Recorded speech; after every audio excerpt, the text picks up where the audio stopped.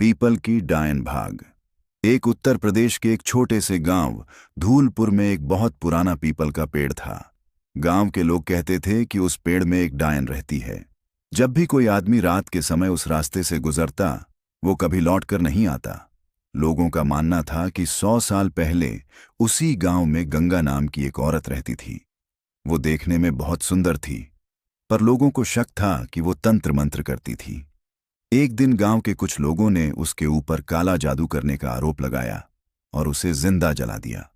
मौत से पहले गंगा ने कसम खाई, मैं वापस लौटूंगी।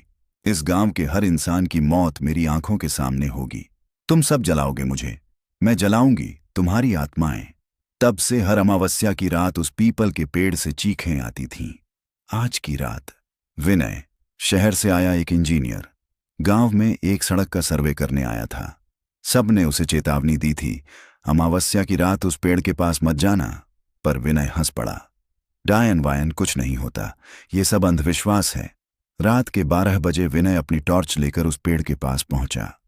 हवा एकदम ठंडी हो चुकी थी, मानो किसी ने उसके चारों तरफ सांसें लेनी शुरू कर दी हों।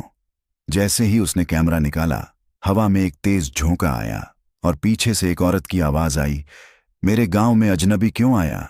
विनय ने पलट कर देखा। एक सफेद साड़ी में लंबी काली बालों वाली औरत हवा में उल्टी लटकी हुई थी। उसकी आंखों में खून था और उसके नाखून लोहे जैसे लंबे और धारदार।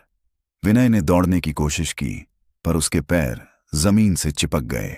डायन ने धीरे धीरे उसके कान में फूंक मारी, अब तेरे जिस्म में मेरी रूह रहेगी।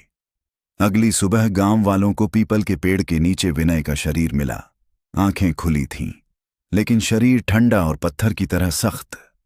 उसकी जबान काली हो चुकी थी और उसकी छाती पर राख से एक तांत्रिक मंत्र लिखा हुआ था।